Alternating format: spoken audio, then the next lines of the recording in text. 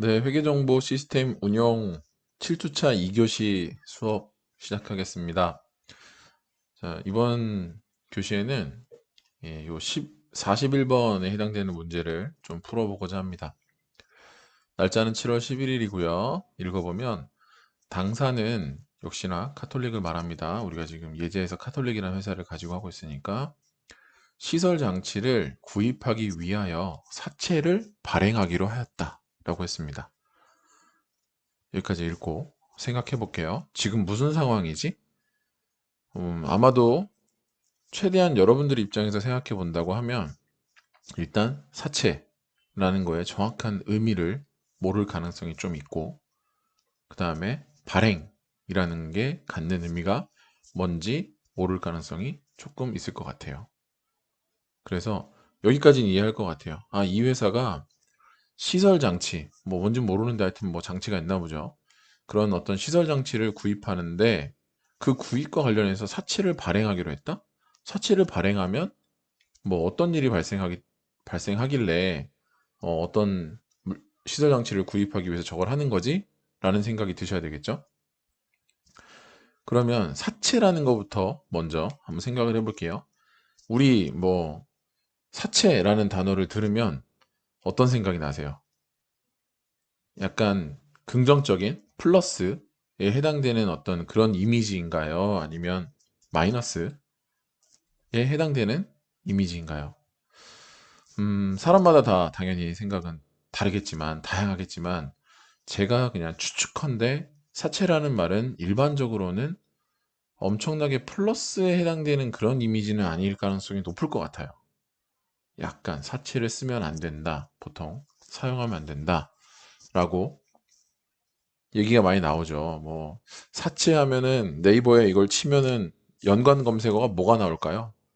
뭐 저 갑자기 궁금해지네요. 뭐 신체 포기각서 이런 게 나올라나? 사체라고 한번 쳐볼까요? 연관 검색어가 없네. 어,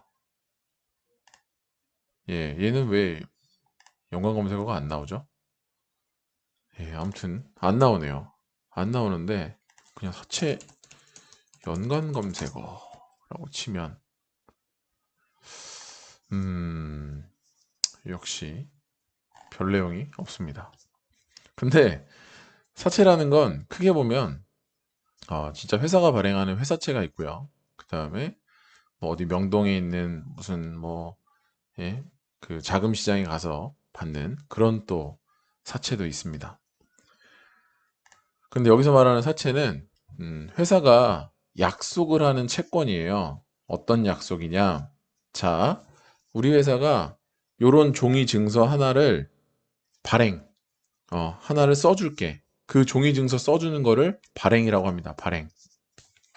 이런 종이 증서를 하나 써줄 테니까 이 종이 증서를 살 사람이라고 물어보는 게 사채를 발행하는 겁니다. 그럼 그 종이 증서에는 뭐라고 써 있게요? 예, 그 종이 증서에는 이렇게 써 있어요. 이 종이 증서의 액면가액은 1,000만 원이야. 그리고 표시 이자율, 아마 표시라는 말은 없습니다. 그냥 이자율이라고 되어 있죠. 이자율은 6%야. 그리고 상환 기간은 3년인데 이거 살래? 라고 물어보는 겁니다.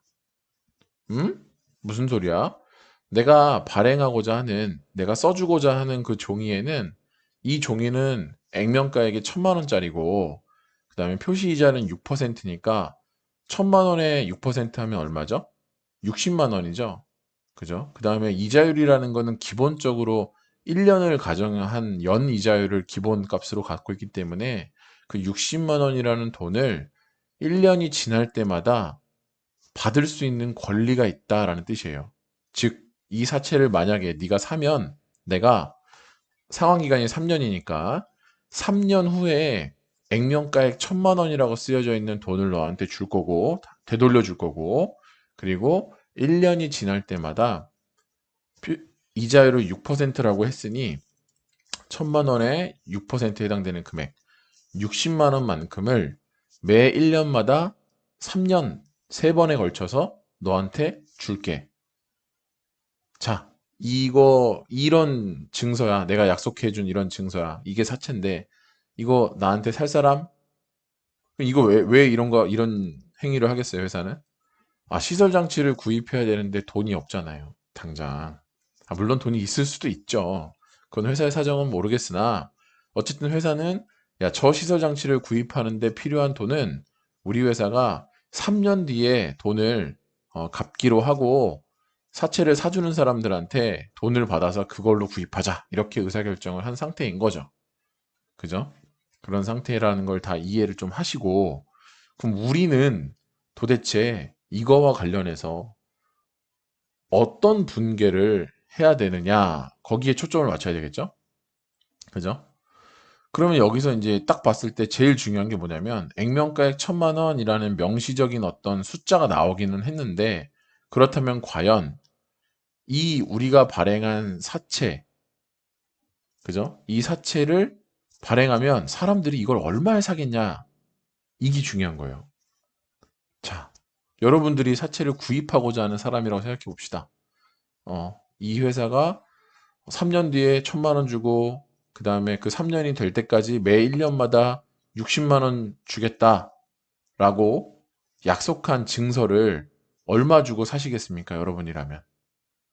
뭐 여러 가지 얘기가 나왔겠죠. 나는 뭐 1,000만 원 정도면 살래. 왜냐면 그 표시 이자가 6%고 60만 원이니까 내가 이거 사주면 지금 1,000만 원 내고 사주면 나중에 1,000만 원 3년 뒤에 그대로 받을 수 있고, 대신에 매 1년마다 60만 원씩 이자를 받을 수 있으니까 나한텐 6, 38, 180만 원 이익이잖아. 그냥 한 1,000만 원에 살래? 이런 사람도 있을 거고, 또 어떤 사람은 한 1,180만 원에 살래? 그러면 뭐 손해는 안 보는 거 아닌가? 이렇게 생각하는 사람도 있을 거고. 그죠? 뭐 다양한 사람들이 있을 텐데, 여러분들이라면 얼마에 사시겠어요? 아, 돈이 없습니다. 1,000만 원이 누, 어디 뭐 쉬운 금액인가요? 없습니다. 못 삽니다. 이렇게 얘기하실 수도 있고요. 근데 뭐 돈은 충분히 있다고 가정하고, 예, 얘기해 보는 겁니다. 그럼 뭐 얼마 살지 이게 중요해요. 왜냐면 여러분들이 아, 나는 이런 조건의 사채를 얼마에 사야겠다 라는 생각이 들고 그 금액이 결정이 돼야, 그죠? 이 회사 입장에서는 시설장치 구입하기 위한 일종의 그 돈이, 필요한 돈이 입금이 될 거 아닙니까? 이 사채를 사겠다고 한 사람들이 돈을 넣어주겠죠. 근데 얼마를 넣어줄지를 결정하는 게 지금 이 7월 11일자 문제에서는 가장 중요한 이슈예요. 도대체 이거를 얼마에 사줄 것인가, 상대방이. 그쵸?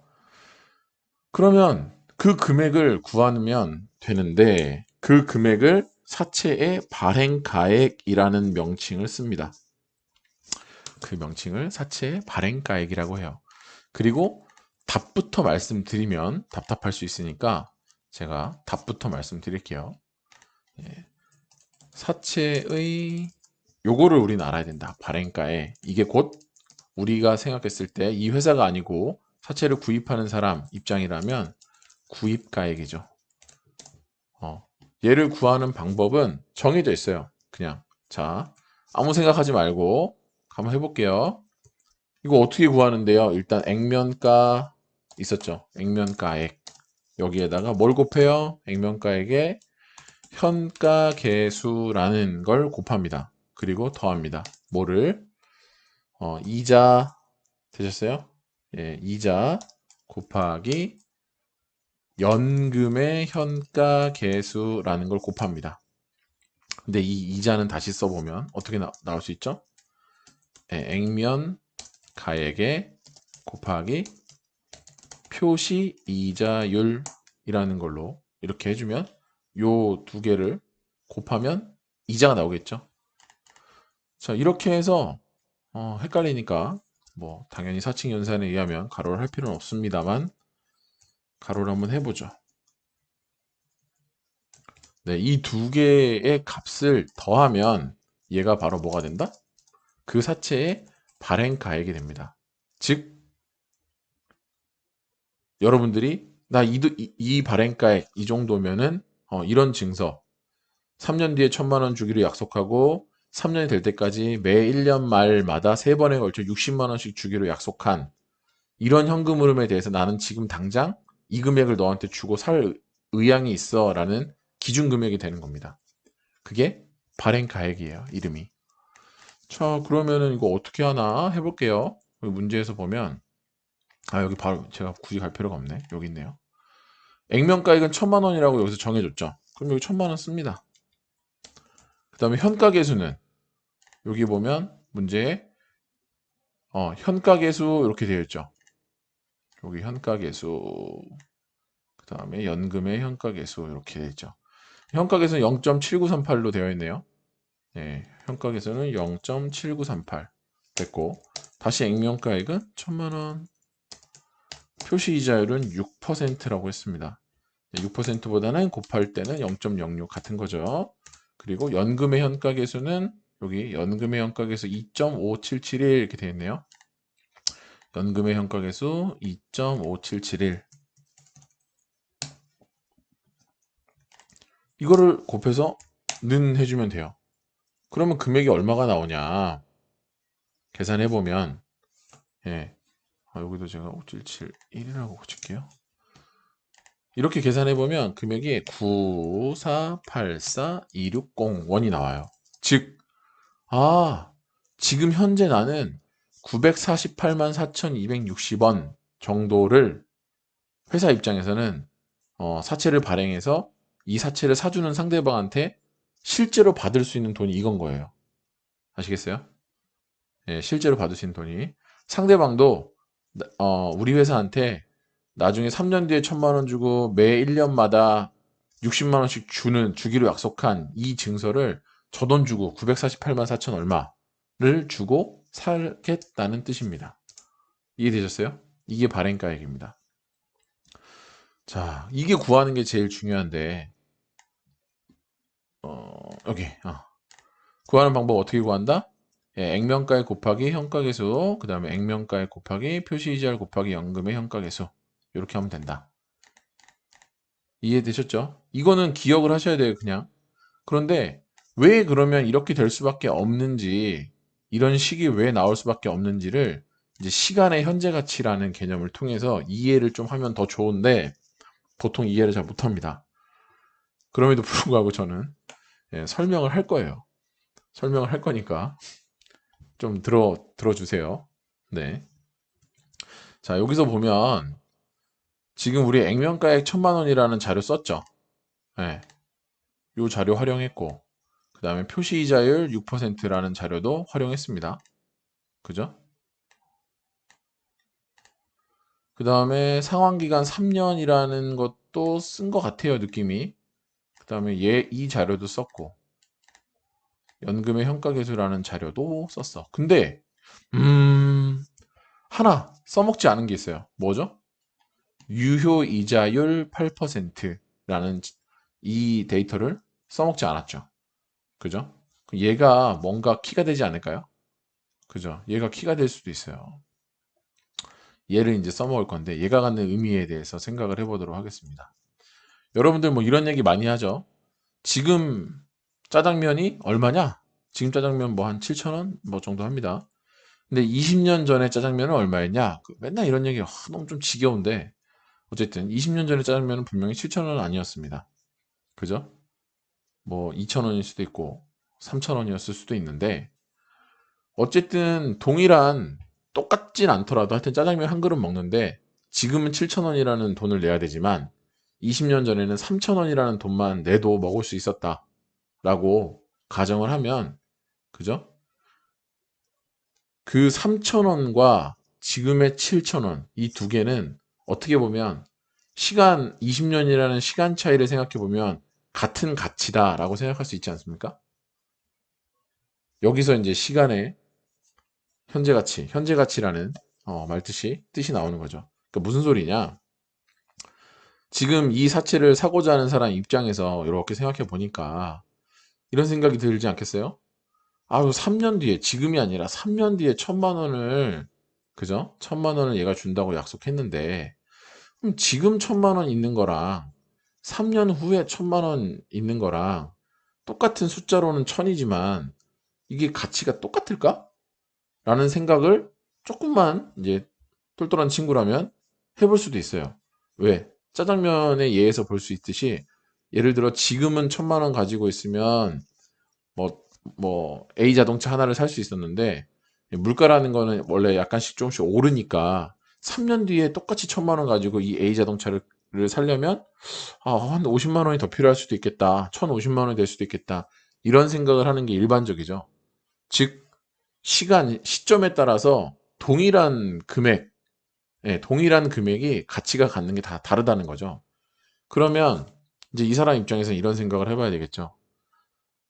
명목가액으로는 1,000만 원, 60만 원, 60만 원, 60만 원 이렇게 총 1,180만 원이라는 현금 흐름이 1년에 60만 원, 2년 차에 60만 원, 3년 차에 1,060만 원 이렇게 발생해서 나한테 들어오긴 하지만 그게 지금 당장 한 번에 1,180만 원이 딱 들어오면 그냥 1,180만 원이지만 걔가 나중에 들어오니까 1,000만 원이 들어와도 이거의 가치가 지금 기준으로 치면 딱 1,000만 원이 아니라 그때로 가면은 조금 더 가치가 적을 것 같은데 라는 생각을 하는 거예요. 그러면 그런 게 있어야 될 거 아니에요. 생각해보면. 그래? 그럼 3년 뒤에 1,000만 원이라는 거는 도대체 지금 기준으로 치면은 대략 어느 정도의 가치에 해당될까? 라는 금액을 산출하고 싶은 거죠. 그죠?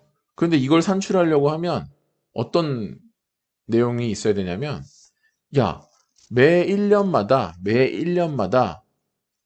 물가가 지금 제가 아주 단순한 예를 들어서 물가라고 얘기하는데 사실 이자율의 종류에는 여러 가지 이자율이 있기 때문에 훨씬 더 복잡한 얘기를 해야 됩니다만 아주 단순하게 회계에서 필요한 정도로만 얘기해 보면 물가가 1년에 몇 퍼센트씩 오르지 않을까? 라는 가정이 들어가줘야 3년 뒤에 1,000만 원이 지금으로 치면은 똑같은 1,000만 원이 아니라 조금 더 가치가 떨어질 거 아닙니까? 물가가 올라가니까. 그죠? 지금 1,000만 원만 있으면 A라는 차를 온전히 살 수 있지만 3년 뒤에는 1,000만 원이 있으면 A라는 차를 온전히 살 수가 없게 될 가능성이 높거든요. 그때는 1,050만 원 이렇게 얘기할 수 있으니 그 1,000만 원을 그대로 두고 요 현재로 갖고 오면 얘가 950만 원 정도의 가치가 있는 거 아닌가? 현재로 치면 이 얘기를 하고 싶은데 이 얘기를 하기 위해서는 매년 얼마만큼의 인플레이션이 발생할 것이냐, 물가 상승이 발생할 것이냐라는 그 퍼센트 가정이 필요해요. 이해되셨죠? 걔를 이제 미래로 보냈다가 현재로 끌어왔다가 이런 걸 왔다 갔다 하게 해주는 도구가 이 유효이자율이라는 도구입니다. 제가 지금 제 앞에는 아무도 없었고 여러분들이 보이지 않지만 지금 한 10분 정도를 얘기하면서 또 이런 생각이 들어요. 이거를 과연 우리 학생들이 좋아하는 얘기일까?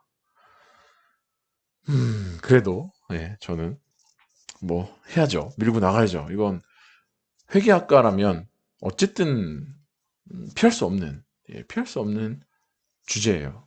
그렇기 때문에 시간의 현재 가치에 대한 평가 개념을 모르고 회계를 한다라는 거는 결국은 너무 그 한계가 명확하기 때문에 그럴 수는 없습니다. 그래서 이해가 안 되더라도 최대한 자꾸 노력을 해야 됩니다. 그래서 3년 뒤에 1,000만 원이라는 게 지금으로 치면 가치가 조금 더 적을 것 같은데 걔를 얼마로 평가할 수 있을까랄 때 그 사다리 역할을 해주는 게 이 유효이자율이라고 이해하시면 되고 이 유효이자율을 기반으로 해서 계산되어진 값이 바로 현가계수하고 연금의 현가계수입니다. 그래서 정확하게 말하면 저 현가계수 0.7938이라는 숫자는 정확하게 얘기하면 유효이자율이 8%일 때, 8%를 가정했을 때 계산되어지는 현가계수예요. 연금의 현가계수 2.5771도 마찬가지예요. 유효이자율이 뭐라고요? 미래에 있는 어떤 금액을 현재로 치면 그 가치가 얼마일까라는 걸 계산하기 위해서 필요한 도구 정도라고 생각하시면 돼요. 그 필요한 도구가 8%짜리일 때 계산되어진 연금의 현가계수가 2.5771입니다. 이해하셨죠? 조금만 관심 있는 친구들은 현가계수표, 연금의 현가계수표 이게 있어요. 표로 이렇게. 그럼 그 표를 보면 어떻게 되어 있겠어요? 기간에 따라서 3년인지 4년인지 뭐 5년인지에 따라서 그 다음에 유효이자율이 8%인지 10%인지 뭐 6%인지에 따라서 계산되어지는 현가계수와 연금의 현가계수는 전부 다 다른 값이라는 걸 알 수 있어요. 근데 우리는 지금 기간이 3년짜리고 유효이자율이 8%에 해당되는 현가계수, 연금의 현가계수라는 걸 구해 놓은 거죠, 지금. 이걸 근데 구하는 이유는 저 소점, 나한테는 아무 의미 없는 저 숫자가 필요한 이유는 저걸 구해 놓으면 액면가액에다가 저 구해 놓은 현가계수를 곱하고 그 다음에 액면가액에다가 표시이자를 곱한 그 금액에 다시 연금의 현가계수를 곱해서 두 개를 더하면 발행가액이 얼마인지를 쉽게 구할 수 있기 때문에 저 현가계수나 연금의 현가계수라는 걸 굳이 만들어서 사용하고 있는 겁니다. 그쵸? 그럼 저게 0.7938은 어떻게 나옵니까? 라고 물어보실 수 있는데 어떻게 나올까요? 계산기가 만약에 있으시면 계산기에 1.08 치시고 나누기 두 번 누르고 1 한 번 누른 다음에 는을 한 번, 두 번, 세 번 눌러보세요. 그러면 0.7938이 나옵니다. 그래요. 예. 뭐 어렵지 않아요. 우리는 이제 뭐만 기억하면 된다? 아, 사채라는 거 발행가액을 구할 때는 발행가액이 중요한데 사채는 발행하면 발행가액이 중요한데 그거는 액면가액의 현가계수를 곱하고 그죠? 그 다음에 액면가액의 표시이자를 곱한 다음에 연금 현가계수를 곱해서 나온 값 두 개를 더하면 그게 발행가액이다 까지만 아시면 됩니다. 정확하게 기억하세요. 예, 처음에는 이렇게 빨리 그 발행가액을 구할 수 있는 방법을 먼저 머릿속에 그냥 박아두는 것도 효율적이에요. 머릿속에 입력하는 것도 효율적인 학습 방법일 수 있습니다. 그거를 자꾸 하다 보면 저 현가계수와 연금 현가계수가 왜 저렇게 나올 수밖에 없는지가 어, 나도 모르게 이해될 때가 있어요. 단, 그냥 시간이 지난다고 이해가 되는 건 아닙니다. 이런 동일한 문제를 한 10번에서 100번 풀어봐야 되는 거죠. 그러다 보면 이해가 돼요. 그 과정 없이 제가 지금 설명드린 내용만 딱 듣고 한 번 이해했다고 해서 한 달 후에 이 내용을 내가 알 거다라고 생각하는 거는 좀 어렵죠. 어렵겠죠. 자, 그러면 우리는 뭘 알았어요? 여기까지 알았잖아요. 이 발행가액을 구하는 방법을 알았죠. 그 다음에 제가 여기 PVIF, PVIFA라고 써놓은 건 연금 현가계수하고 연금의 현가계수를 영문으로 표시하면 약자입니다. 약자. 그냥 참고로 알고 계시고요.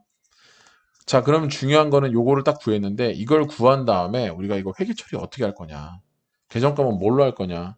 여기까지가 이제 아는 게 중요하죠. 자, 그러면 이것도 미리 얘기해 드리면 지금 어쨌든 간에 돈이 들어왔잖아요. 이 돈이 들어왔잖아. 이 돈이 들어왔으면 우리 입장에서는 이 돈은 뭐예요? 결국 갚을 돈. 갚을 돈이기 때문에 부채가 증가했죠. 이거 하나 알 수 있죠. 그 다음에 어쨌든 저게 보통 예금 통장으로 들어왔으니 보통 예금 통장은 내 거잖아요. 우리 회사. 예, 회사니까 자산이 회사의 통장으로 돈이 들어왔으니 자산이 증가했죠. 그죠? 그럼 실제로 요거까지 이제 우리 금액은 요거 결정했죠. 너무 잘했어요. 너무 잘했고 분개를 해볼게요. 자, 일단 자산이 증가했는데 보통 예금이라는 자산이 증가했을 거 아니에요. 여기에는 어떤 금액이 들어온다? 실제 발행가액이라고 계산되어진 금액이 들어와요. 그럼 얼마가 들어오는 거예요? 우리가 열심히 계산한 9484260이 들어와요. 그쵸? 그리고 오른쪽 대변에는 이제 갚을 돈이 생겼잖아요. 상대방이 내 사채를 사갔는데 나는 3년 뒤에 이 사채에 기재되어 있는 내용들을 줘야 되잖아요. 금액을 다시 돌려줘야 되니까 빚이죠. 그래서 그 애를 계정값목 뭐라 한다? 사채라고 합니다. 사채. 그런데 얼마를 줘야 돼요, 나중에? 내가 지금 9484260 받았으니까 3년 뒤에도 9484260 주면 되나요? 그게 내가 갚아야 될 돈인가요? 아닌 것 같은데. 어쨌든 액면가액 1000만 원이라고 약속했잖아요. 1000만 원 주겠다고. 3년 뒤에. 그죠? 그래서 이 사채 금액은 1,000만 원 액면가액으로 결정을 해주시면 됩니다. 액면가액으로 결정해 주시면 되고요. 그러면 여기서 하나 물어보는 게 있겠죠. 선생님, 이자도 주기로 했잖아요. 60만 원씩 세 번이니까 1,000만 원이 아니고 60만 원씩 세 번이니까 1,180만 원 아닙니까? 라고 물어볼 수도 있습니다. 예, 그것도 일리가 있는 말이긴 합니다. 일리가 있는 말인데 기준에서 뭐라고 약속했냐면 예, 이 부채라고 할 수 있는 금액은 예, 원금에 대해서만 기재하고 이자를 내가 지급해야 되는 금액은 이렇게 부채로 계상하지 말고 실제 이자를 지급하는 때에 비용으로 바로 처리해라 라고 되어 있기 때문에 그 60만 원은 매년 말마다 현금으로 60만 원 줄 때마다 그냥 현금 오른쪽에 대변에 현금 60만 원 이렇게 써주시고 차변에는 그냥 이자 비용 60만 원에서 비용으로 바로 처리하시면 되겠습니다. 거기까지 이해했어요 이제. 그러면 1,000만 원하고 이 180만 원 60만 원씩 세 번 그거에 대한 처리 이해했고 그 다음에 보통 예금으로 실제 들어온 돈도 이 발행가액이라고 부르는 금액이 들어온다라고 이해했는데 이제 마지막으로 분계를 하는데 이게 뭐지? 차이가 생겨요. 얼마만큼 차이가 생기죠 금액이? 예, 51만 5,740원만큼 차이가 나요. 얘를 뭐라고 하지 그러면? 이 차이는 왜냐하면 대차평균의 원리이기 때문에 예, 이렇게 쪼개서 오른쪽의 합계 금액과 왼쪽의 합계 금액이 같아야 대차평균이 달성된 거잖아요. 그래서 그걸 맞추기 위해서 계산해보니 요 금액인데 그럼 여기에 대해서는 뭐라고 계정 과목을 쓰면 되느냐? 요거는 이제 약속이니까 이해하셔야 돼요. 뭐라고 한다? 사채, 할인, 발행, 차금이라고 하자라고 했습니다. 사채, 할인, 발행, 차금이라는 계정 과목을 써서 얘는 또 특이한 게 뭐냐?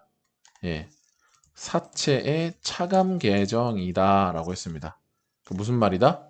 예, 재무 상태표에 이 사채를 표시할 때 오른쪽에 부채란에 사채 이렇게 표시하고 그 밑에 얘를 바로 사채 할인 발행 차금에서 가로 열고 51만 5,740원 이렇게 해서 실제 사채는 9484260만큼 있다. 갚아야 될 돈은 이렇게 표시하자라고 약속을 했기 때문에 우리가 이제 오늘 기억해야 되는 건 요거 하나 발행가액 구하는 법 그 다음에 사채 실제 들어온 발행가액과 사채 액면가액의 차이만큼은 뭐라고 한다? 사채 할인 발행 차금이라는 계정 과목을 써서 분계한다. 이 두 가지 사실을 일단 기억해 주시면 이 사채와 관련돼서는 아주 많은 내용을 공부한 겁니다.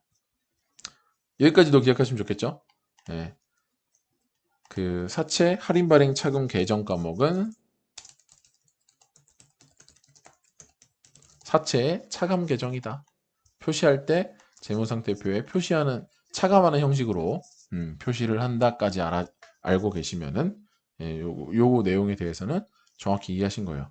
근데 이제 요거는 사채를 발행하는 시점에서 우리가 해야 될 분계가 이게 단데 중요한 거는 두 개가 더 있어요. 뭐죠? 사채를 발행하고 나서 상환 기간이 3년 후인데 그 3년이 되기 전까지 매년 말에 이자가 생겼을 때마다 이자 비용을 처리하는 분계 하나하고 그다음에 이제 상환 기간이 도래해서 나중에 이 액면가액 1,000만 원에 해당되는 금액을 돌려줄 때의 회계 처리 분계 요 세 가지 타이밍이 있는데 지금 우리는 첫 번째 것만 하나 한 겁니다. 두 번째, 세 번째 거는 이제 또 중급형에서 좀 더 배우시면 되겠습니다. 자, 두 번째 시간은 사채에 대한 내용을 좀 해봤고요. 이제 세 번째 3교시에는 급여와 관련된 내용을 좀 해볼게요. 네, 급여. 지금 급여대장 내용이 좀 있는데 그거가 이해가 좀 안 되는 부분이 있을 것 같아요. 여러분들이 실무를 안 해봤기 때문에. 그래서 3교시에는 급여와 관련된 분계를 조금 더 심층적으로 살펴보도록 하겠습니다. 2교시는 여기까지 할게요. 수고하셨습니다.